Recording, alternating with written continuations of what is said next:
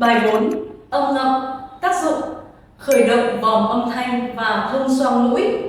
Thực hành: mím chặt môi và lao theo quãng năm.